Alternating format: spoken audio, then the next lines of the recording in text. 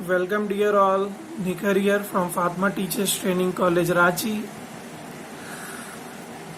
जैसा कि आप लोग जानते हैं, हम लोग वीडियो के माध्यम से YouTube के द्वारा आपके साथ जुड़े रहने का और अलग अलग टॉपिक्स पे हर रोज डिस्कस करने का प्रयास कर रहे हैं।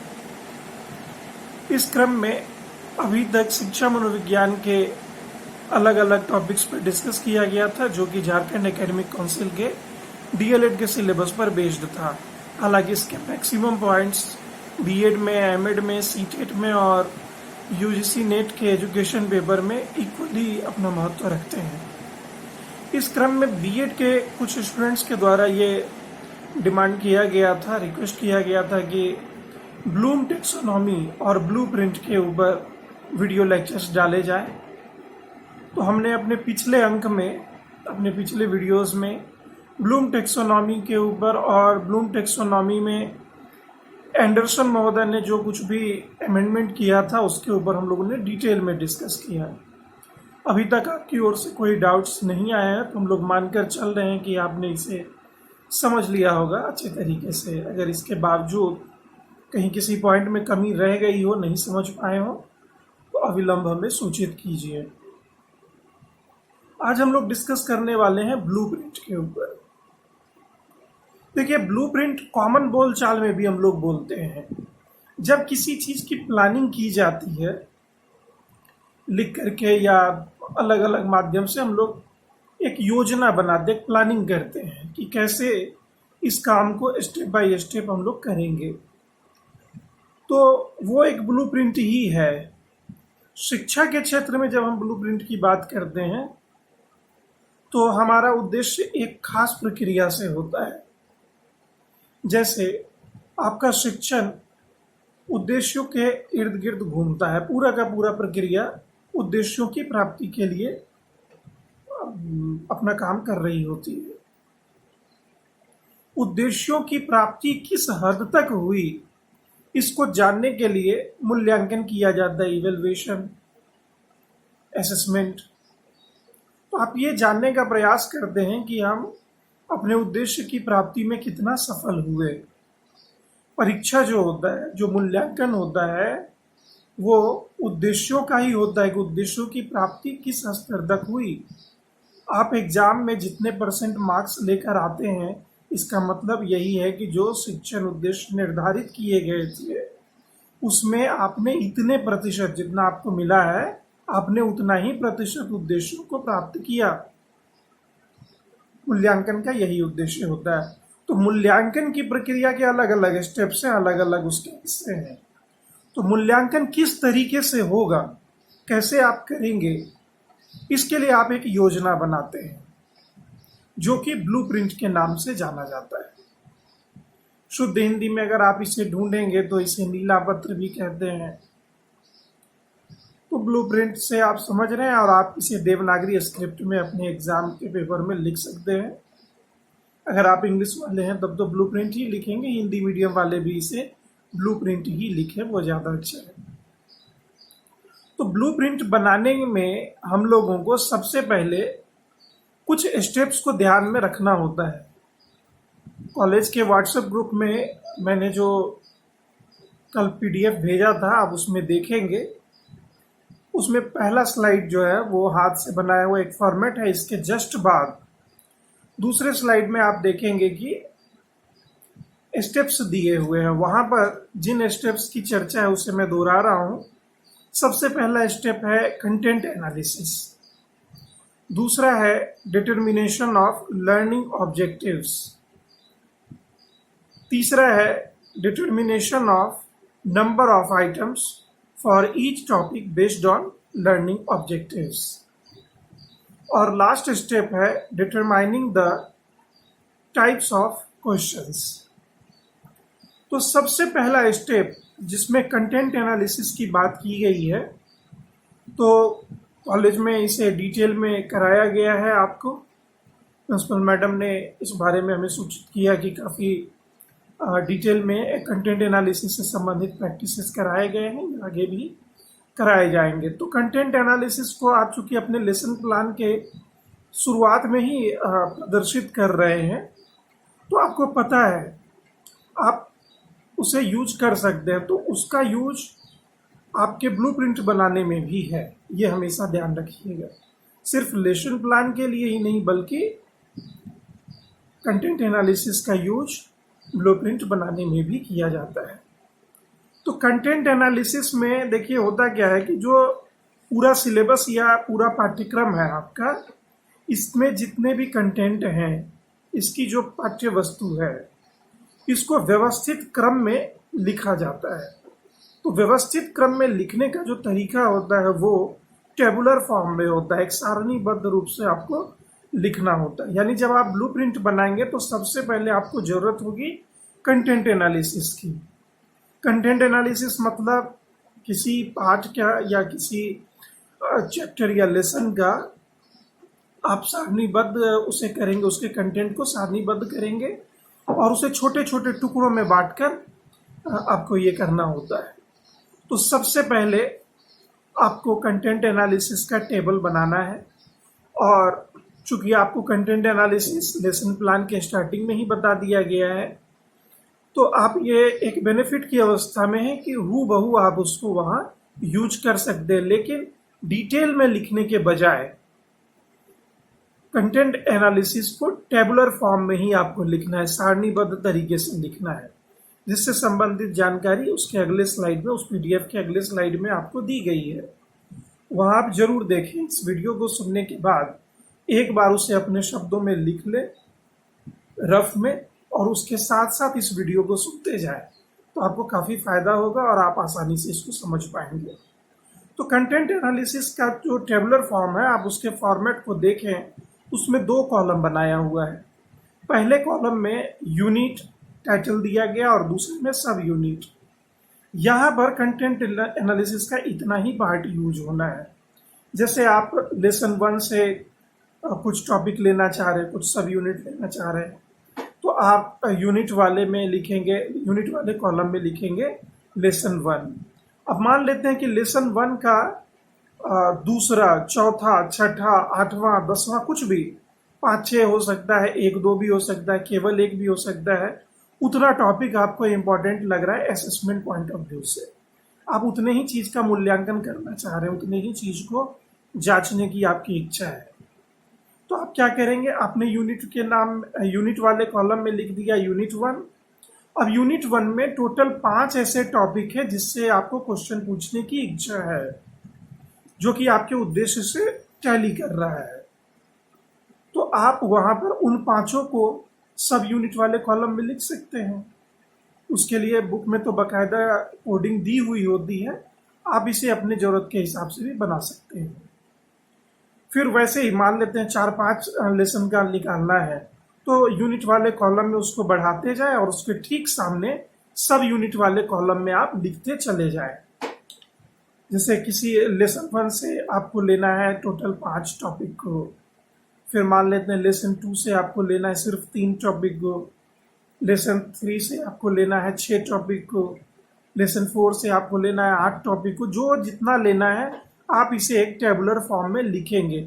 ये पहला स्टेप है ब्लूप्रिंट बनाने का।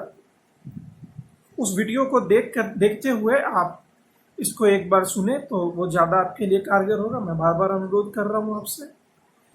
अब कंटेंट एनालिसिस के इस पार्ट को टेबुलर फॉर्म में लिखने के बाद सेकेंड स्टेप जो हमारा है वो है डिटर्मिनेशन ऑफ लर्निंग ऑब्जेक्टिव्स।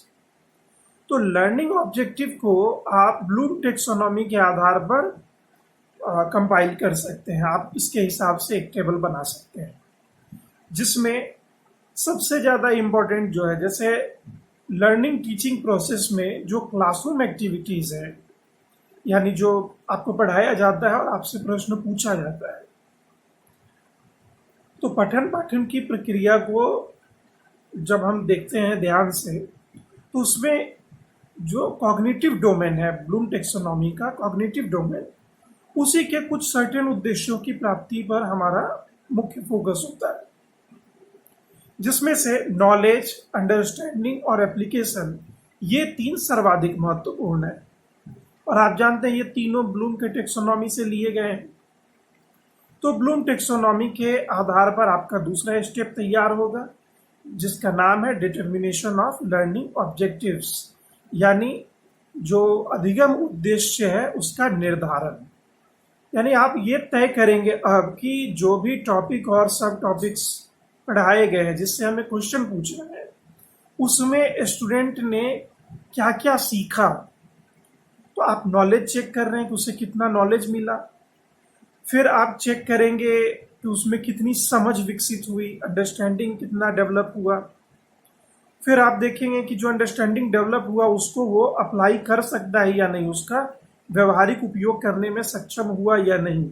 इन 3 4 5 जो भी आपकी इच्छा हो आप उतने लेवल तक जा सकते हैं, उसमें कहीं कोई बाधा नहीं है। लेकिन जनरली नॉलेज, अंडरस्टैंडिंग, एप्लीकेशन और स्किल, यही 4 5 चीज़ें जनरली यूज में आती है। तो यहाँ पर जो आप टेबल बनाएंगे उसमें पहला कॉलम रहेगा सब्जेक्ट, दूसरे कॉलम में रहेगा नॉलेज, तीसरे में अंडरस्टैंडिंग, चौथे में एप्लीकेशन, पांचवें में स्किल, या और भी आपको यूज करने की इच्छा है, आपने जो उद्देश्य निर्धारित किया है अपने उद्देश्य को यहाँ दिखा सकते हैं। अब इसमें लिखने का तरीका क्या है, जैसे टॉपिक आपने जो चुना, यानी अब आप पिछले टेबल में चले जाएं। पिछले टेबल से मेरा मतलब है कंटेंट एनालिसिस वाले टेबल से।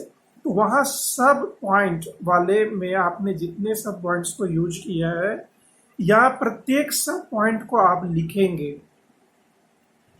उसके नंबरिंग को ही यहाँ पे यूज किया जा सकता है, कोई दिक्कत नहीं है। पूरा टॉपिक लिखने की आवश्यकता नहीं है, आप सिर्फ नंबरिंग को यूज करिए। और अब आपको देखना है, मान लेते हैं 18 टोटल सब्जेक्ट हो रहे हैं, टोटल 18 टॉपिक्स हो रहे हैं जिससे आपको क्वेश्चन पूछना है, जस्ट एज्यूम। तो अब उसमें नॉलेज में से आप सब नॉलेज वाले सेक्शन से आप प्रत्येक टॉपिक से 2 2 प्रश्न पूछने की इच्छा रखते हैं। तो आपने वैसा ही सेट कर दिया। हो सकता है किसी में एक ही क्वेश्चन पूछने की आपकी इच्छा हो। अंडरस्टैंडिंग वाले में भी बिल्कुल ऐसा ही, मतलब आप जिस सेक्शन से ब्लूम के टेक्सोनॉमी के जिस डोमेन से आप जितने क्वेश्चन पूछने की इच्छा रखते हैं, ये पूरी तरह से आपके विवेकाधिकार में है। शर्त यही है कि वो आपके शैक्षिक उद्देश्यों की प्राप्ति कर रहा हो, इस चीज पर केंद्रित हो। तो आप अपने हिसाब से यहाँ पर सेट कर सकते हैं, क्योंकि मैंने आपको पहले ही बताया ये कुछ नहीं, एक टीचर किस प्रकार से एग्जाम कंडक्ट कराएगा ये उसकी तैयारी है। तो इस तरीके से आपका सेकंड स्टेप पूरा हो जाता है। तो फर्स्ट स्टेप में आप कंटेंट एनालिसिस को यूज कर रहे हैं, सेकंड स्टेप में आप ब्लूम टेक्सोनॉमी को यूज कर रहे हैं। अब तीसरा स्टेप है determination of number of items for each topic. तो यहां पर आपका टेबल थोड़ा सा बड़ा हो जाएगा। आप यूनिट का नाम देंगे, सब यूनिट लिखेंगे, नॉलेज वाला कॉलम बनाएंगे, अंडरस्टैंडिंग का कॉलम, एप्लीकेशन का कॉलम, टोटल आइटम्स। अब जितने भी प्रश्न पूछे जाने हैं उन सब को एक समग्र तालिका के रूप में आप बना लेंगे। यानी आप अपने पेपर में कितने प्रश्न पूछने वाले हैं, किस किस टॉपिक से, किस यूनिट से कितना यूनिट आपने उठाया, और प्रत्येक यूनिट से कितना कितना क्वेश्चन पूछना है आपको। जो प्रश्न आप पूछेंगे वो कितना नॉलेज बेस्ड होगा, कितना अंडरस्टैंडिंग बेस्ड होगा, कितना एप्लीकेशन बेस्ड होगा, कितना स्किल बेस्ड होगा। यानी जितने भी प्रश्न पूछे जाएंगे उसमें से ज्ञान से संबंधित कितने प्रश्न होंगे, समझ पर आधारित कितने प्रश्न होंगे, व्यवहारिकता या उपयोगिता के आधार पर कितने प्रश्न पूछे जाएंगे, और कौशल कितना विकसित हुआ इसको जानने के लिए कितने प्रश्न पूछे जाएंगे। ये पूरा का पूरा एक टेबल आप बना लेंगे। तो इस टेबल को बना लेने के बाद आपको पता रहेगा कि मैंने अपने इस पेपर में कुल इतने मार्क्स का पेपर सेट किया है, उसमें इतने आइटम्स हैं। आइटम्स तरह तरह के हो सकते हैं, जैसे एमसीक्यू होगा, इसके साथ साथ आप देखेंगे कि रिकॉल बेस्ड होगा, फिल इन द ब्लैंक्स होगा। तो इसका वर्गीकरण मैं आपको और डिटेल में बताऊंगा। ये भी आपके उस पीडीएफ फॉर्मेट में दिया हुआ है, उसके लास्ट स्लाइड को देखें या लास्ट से पहले के स्लाइड में अगर देखें तो वहाँ डिटेल में बताया हुआ है कि किस तरीके से आइटम्स का डिस्ट्रीब्यूशन किया गया है। तो जैसे आइटम्स को दो तरीकों में बांटा जाएगा, एक सब्जेक्टिव और दूसरा ऑब्जेक्टिव। सब्जेक्टिव यानी वो विषय से संबंधित होगा और ऑब्जेक्टिव जो होगा वो उद्देश्य से संबंधित होगा। सब्जेक्टिव में 3 तरह के क्वेश्चंस आप सेट करेंगे। एक होगा वेरी शॉर्ट आंसर क्वेश्चन, दूसरा होगा शॉर्ट आंसर क्वेश्चन और तीसरा होगा लॉन्ग आंसर क्वेश्चन या ऐसे टाइप क्वेश्चंस। लघु उत्तरीय, अति लघु उत्तरीय और दीर्घ उत्तरीय या निबंधात्मक, ये 3 तरह के क्वेश्चंस पूछे जाएंगे सब्जेक्टिव के अंतर्गत। विषयनिष्ठ जो आपका विषयनिष्ठ आइटम्स है उसके अंतर्गत ये क्वेश्चंस पूछे जाएंगे। इसके बाद जो वस्तुनिष्ठ प्रश्न पूछे जाएंगे वो 2 तरीकों पर आधारित होंगे, एक रिकॉल बेस्ड और दूसरा रिकॉग्निशन बेस्ड। रिकॉल मतलब याद करना, उसकी स्मृति का यहाँ पर परीक्षण किया जाएगा, स्मृति का मूल्यांकन किया जाएगा। तो स्मृतियों पर आधारित जो मूल्यांकन होते हैं उसमें 2 तरीकों के क्वेश्चंस को हम लोग यूज करते हैं, सिंपल क्वेश्चंस और फिल इन द ब्लैंक्स। यानी सिंपल क्वेश्चंस आप एक एक लाइन का पूछते हैं या उसके लिए आप अलग अलग टेक्निक्स को यूज करते हैं। दूसरा होता है कि आप उनसे पूछते हैं रिक्त स्थानों की पूर्ति करें। तो इससे पता चल जाता है कि स्टूडेंट अपनी स्मृति में चीज़ों को धारण कर पा रहा है या नहीं कर पा रहा है, यानी आपके उद्देश्य की प्राप्ति का ये एक तरीका बनता है। दूसरा मैंने आपको बताया कि रिकॉग्निशन बेस्ड, यानी आप उस चीज को समझ पा रहे हैं या नहीं, उसको पहचानने में सक्षम है या नहीं, इस पर आधारित प्रश्न। तो इसके कई तरीके हो सकते हैं, जैसे आप रिकॉग्निशन टेस्ट ले सकते हैं, जैसे छोटे बच्चे को आप देते हैं बनाने के लिए, स्पेशली डीएड वाले स्टूडेंट्स से मैं कहना चाहूँगा कि जैसे जानवरों का बना देते हैं खाली फॉर्मेट और उसमें कलर करने के लिए कहते हैं, तो कलर कॉम्बिनेशन का रिकॉग्निशन होता है, साथ ही साथ उस एनिमल का नाम लिखने के लिए आप उनसे कहते हैं। तो ये रिकॉग्निशन टेस्ट के अंतर्गत आता है। फिर है क्लासिफिकेशन, यानी कि आप ढेर सारे आइटम्स का नाम लिख देते हैं, उसमें से आप कहते हैं कि फलों को अलग कीजिए और सब्जियों को अलग कीजिए। तो इस तरह के जो क्वेश्चंस पूछे जाएंगे वो रिकॉग्निशन बेस्ड कहलाएंगे। फिर है एमसीक्यू, मल्टीपल चॉइस क्वेश्चन, जिसको आप वस्तुनिष्ठ क्वेश्चंस के नाम से भी जानते हैं, जैसे उसमें 4 ऑप्शन दिए हुए रहते हैं ABCD, अब उसमें से जो सही होता है उसे चुनना होता है। फिर एनालॉगी बेस्ड क्वेश्चंस हैं और साथ ही साथ ट्रू और फॉल्स बेस्ड क्वेश्चंस, तो ये सब रिकॉग्निशन के अंतर्गत आते हैं। तो इतने सारे आइटम्स को आपको चुनना है, आप इसमें से कुछ भी चुनने के लिए स्वतंत्र है, पूरी छूट है, पूरी आजादी है आपको, कोई नियम आड़े नहीं आता। बस एक ही नियम आपको ध्यान रखना है कि हमें किन उद्देश्यों की प्राप्ति के लिए ये एग्जाम लेना है या इसका मूल्यांकन किया जाना है, सिर्फ ये ध्यान रहना चाहिए, आप इससे अलग नहीं हो सकते। बाकी आप एमसीक्यू कितना पूछना है ये पूरी तरह से आपका निर्णय होगा। ट्रू और फॉल्स वाले क्वेश्चंस कितने होंगे ये पूरी तरह से आप पर डिपेंड है। आप कितने लघु उत्तरीय प्रश्न पूछेंगे, कितने अति लघु उत्तरीय पूछेंगे, कितने दीर्घ उत्तरीय, या फिर उसी को आप निबंधात्मक कहते हैं तो कितने निबंधात्मक प्रश्न पूछेंगे, ये सब कुछ आपके हाथ में होता है। तो मैं उम्मीद करता हूं कि आपने ये सारे स्टेप्स को समझ लिया होगा। अगर इसे समझने में कहीं समस्या रह गई हो तो आप प्लीज हमें सूचित करिएगा, हम इसे दूर करने का प्रयास करेंगे। अब जो आपको PDF फॉर्मेट दिया गया उसके फर्स्ट पेज को आप ध्यान से देखिए, उसमें आपको कुछ इस तरह से बनाया हुआ मिलेगा।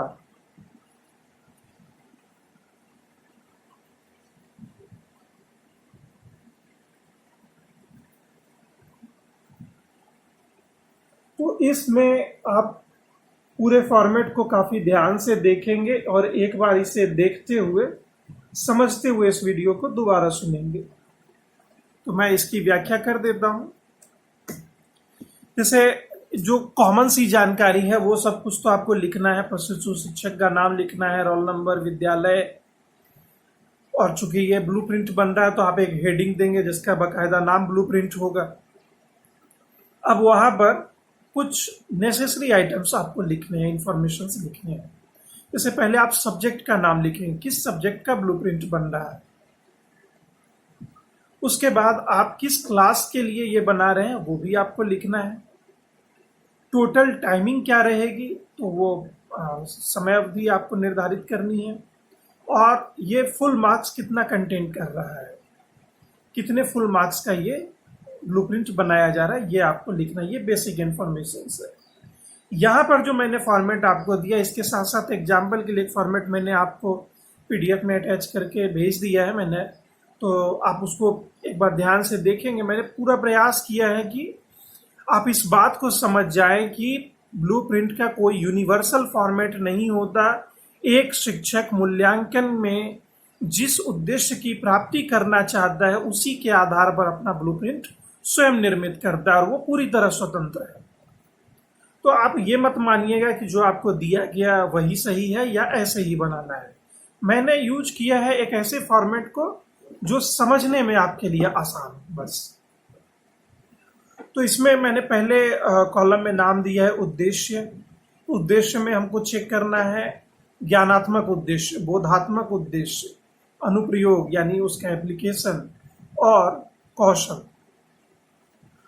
तो इतने चीजों को चेक करना हमें जरूरी लगा। हमने इतने उद्देश्यों का निर्धारण किया, और भी उद्देश्य शामिल किए जा सकते हैं, ये आपके समझने के लिए था। तो ये जो मैंने फॉर्मेट बनाया है ये सरला बिरला पब्लिक स्कूल रांची के क्लास 5 के ईवीएस पेपर का है, जिसके लिए मैंने समय निर्धारित किया 3 घंटे और फुल मार्क्स है 100। फिर प्रश्नों को कितना वेटेज दिया जाना है, भार कितना होगा, तो दूसरा कॉलम उद्देश्य के ठीक नीचे हमने लिखा है भार। भार में आप देखेंगे 40% हमने दिया ज्ञानात्मक को, 40% बोधात्मक को और 20% एप्लीकेशन को यानी अनुप्रयोग को। बस इतना ही हमने निर्धारित किया वेटेज। अब प्रश्नों के प्रकार, तो हमने 4 तरह के प्रश्न यहाँ पर पूछे।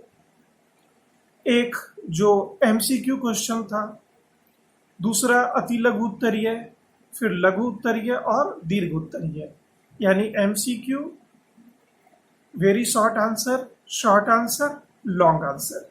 ये 4 तरह के ही आइटम्स मैंने निर्धारित किए। अब इकाई का विवरण हमने लिया। अब जैसे इकाई यहाँ पर टोटल 4 यूज किए गए। अब 4 जो इकाई यूज किया गया उसमें से सिर्फ 7 ही टॉपिक हमने पूछने लायक समझा, जिसमें पहला टॉपिक का नाम था भोजन कहाँ से आता है। तो ज्ञानात्मक पक्ष की जांच के लिए हमने कुल 5 आइटम्स यहाँ पर रखे, यानी 5 क्वेश्चंस रखे, और उसमें से प्रत्येक क्वेश्चन का जो अंक था वो हमने इस यूनिट के लिए एक एक रखा।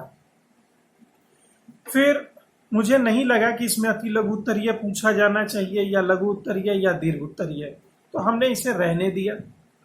बोधात्मक वाले सेक्शन में मुझे ऐसा लगा कि अति लघु उत्तरीय प्रश्न पूछे जा सकते हैं, तो मैंने एक प्रश्न केवल पूछा और उसके लिए मैंने 3 मार्क्स दिया स्टूडेंट को। फिर मुझे इसी टॉपिक में लघु उत्तरीय प्रश्न पूछने की आवश्यकता लगी बोधात्मक स्तर पर, तो मैंने एक प्रश्न पूछा और उसके लिए मैंने 4 मार्क्स दिए। तो टोटल अब 12 अंक का मैंने निर्धारण कर दिया, यानी इस टॉपिक से 12 अंक के प्रश्न पूछे जाने हैं, जिसमें से ये सिर्फ ज्ञानात्मक और बोधात्मक उद्देश्य की पूर्ति कर रहे हैं। अनुप्रयोग या एप्लीकेशन के लेवल पर मैंने कोई क्वेश्चन नहीं पूछा। अब दूसरा जो सब पॉइंट था जिसका नाम था कि भोजन में क्या क्या आता है, तो ज्ञानात्मक पक्ष में मुझे जरूरी नहीं लगा कि इसमें से क्वेश्चंस पूछे जाए, क्योंकि ये डे टू डे लाइफ से जुड़ा हुआ होता है। तो हमने बोधात्मक प्रश्न में 2 प्रश्न पूछने का निर्णय लिया, जिसमें से 5 क्वेश्चन एमसीक्यू पर आधारित थे और एक क्वेश्चन मैंने लॉन्ग आंसर वाला पूछा। तो जो एमसीक्यू क्वेश्चन पूछे गए उसमें से प्रत्येक आइटम के लिए 1-1 मार्क्स दिया गया, और दीर्घ उत्तरीय लॉन्ग आंसर वाले के लिए हमने एक प्रश्न पर 6 अंक देने का निर्णय लिया। फिर मुझे लगा कि भोजन में क्या क्या आता है, इस चीज की व्यवहारिकता, इसकी उपयोगिता है। तो अनुप्रयोग के स्तर पर मैंने एक प्रश्न अति लघु उत्तरीय और एक प्रश्न लघु उत्तरीय पूछा। यानी टोटल अंक जो यहाँ पर निर्धारित हुए वो 18 हुए। फिर इसी तरीके से आप देखेंगे जो तीसरा टॉपिक हमने चुना वो था तंतु से वस्त्र तक, इसी नाम से बुक में दिया हुआ है। तो ज्ञानात्मक पक्ष में सिर्फ मैंने एक प्रश्न दीर्घ उत्तरीय पूछ लिया। बोधात्मक में मुझे पूछने की जरूरत नहीं लगी, और एप्लीकेशन के लेवल पर मैंने एक प्रश्न लघु उत्तरीय पूछा, जिसके लिए टोटल वेटेज 10 मार्क्स का होता है। कुल 10 अंक के प्रश्न पूछे गए। फिर इसी तरह से जो चौथा हमारा टॉपिक था वो था विभिन्न प्रकार के पदार्थ। तो इसमें पहचान से संबंधित प्रश्न पूछे जाने चाहिए। तो हमने सिर्फ ज्ञानात्मक पक्ष में एमसीक्यू क्वेश्चंस पूछ लिया। फिर मुझे लगा कि बोधात्मक लेवल पर भी इसकी उपयोगिता है, तो एक प्रश्न मैंने बोधात्मक में लघु उत्तरीय पूछ लिया। अब टोटल मार्क्स इसके लिए हुए 14। अगला हमारा टॉपिक था पदार्थ में परिवर्तन। तो हमने ज्ञानात्मक प्रश्न कुछ भी नहीं पूछा। बोधात्मक में हमने 2 प्रश्न पूछा। एक तो एमसीक्यू, जो टोटल 4 एमसीक्यू हमने यहाँ से पूछा है, और एक लॉन्ग आंसर वाला क्वेश्चन हमने पूछा है। फिर इसकी उपयोगिता भी है, इसलिए मैंने एप्लीकेशन के लेवल पर एक क्वेश्चन लघु उत्तरीय या लॉन्ग आंसर ये पूछ लिया। ये टोटल 18 अंक का होता है। इसके बाद है फूलों से जान पहचान। तो इसमें ज्ञानात्मक पक्ष को जांचना जरूरी था, फूलों की पहचान हुई या नहीं, उसके कलर कॉम्बिनेशन का ज्ञान हुआ या नहीं। तो हमने एक प्रश्न पूछा अति लघु उत्तरीय और एक प्रश्न दीर्घ उत्तरीय। ये दोनों ज्ञानात्मक उद्देश्य के लिए पूछा गया। बोधात्मक स्तर पर हमने एक प्रश्न लघु उत्तरीय पूछा और इसकी उपयोगिता भी है, अतः एक प्रश्न हमने निर्णय लिया एमसीक्यू पूछने का, जो कि एप्लीकेशन के लेवल पर था। इसी तरह से बढ़ते गए और लास्ट जो हमारा टॉपिक था वो था लाइट। तो लाइट में ज्ञानात्मक पक्ष को जांचना जरूरी है, क्योंकि इसमें बहुत सारे टर्म्स हैं, बहुत सारी चीज़ें समझने योग्य भी हैं। तो जरूरी था कि बेसिक इन्फॉर्मेशन स्टूडेंट्स के पास है या नहीं, इसकी जांच की जाए। तो हमने 5 एमसीक्यू क्वेश्चंस पूछे, लेकिन यहाँ पर जो एमसीक्यू पूछे गए वो हमने प्रत्येक एमसीक्यू के लिए 2-2 मार्क्स निर्धारित किया। यानी जो ABCD वाले क्वेश्चंस पूछे जाते हैं तो प्रत्येक प्रश्न के लिए हमने 2-2 अंक दिया और कुल 5 प्रश्न पूछे, यानी यहाँ से 10 अंक का निर्धारण होना। बोधात्मक स्तर पर हमने कोई प्रश्न नहीं पूछा लाइट वाले टॉपिक से, और अनुप्रयोग यानी एप्लीकेशन के लेवल पर एक प्रश्न हमने अति लघु उत्तरीय पूछ लिया, जिसके लिए 3 मार्क्स दिए गए। अब आप देखेंगे कि टोटल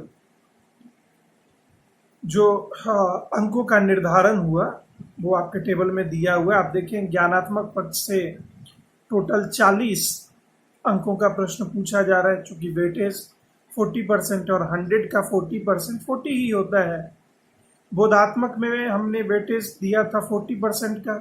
तो यहाँ पर आप देखेंगे कि टोटल जो प्रश्न पूछे गए, प्रश्नों की संख्या नहीं, टोटल जो प्रश्न पूछे गए उनका अंक, कुल अंक होता है 40, और एप्लीकेशन के लेवल पर जो पूछा गया वो कुल अंक है 20। इस तरीके से 100 नंबर का एक ब्लूप्रिंट बनकर तैयार हो गया। इसमें इंडिकेटर्स भी दिया हुआ है, जैसे जो हाईलाइट किया हुआ है वो प्रश्नों की संख्या को दिखा रहा है, और जो रेड पेन से सर्कल किया हुआ है वो निर्धारित अंक को बता रहा है।